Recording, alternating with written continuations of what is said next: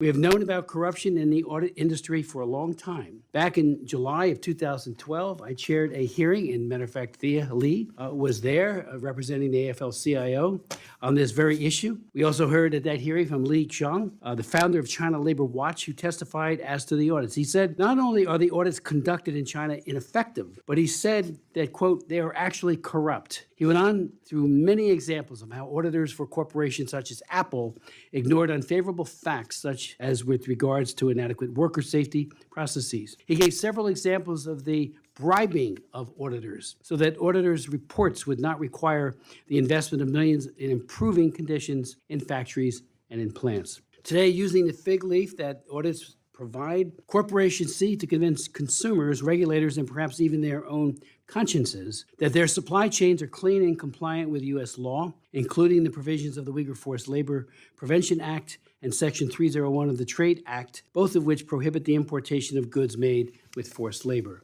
In a nutshell, however, as our witness Scott Nova will testify, quote, social auditing in practice involves giving unqualified people inadequate time to pursue an unrealistic objective they have no incentive to achieve, close quote. In a country such as the People's Republic of China, where independent labor unions do not exist, social controls prevent the free exchange of information, and recently passed national security laws make the disclosure of information that portrays China in a bad light a national security offense.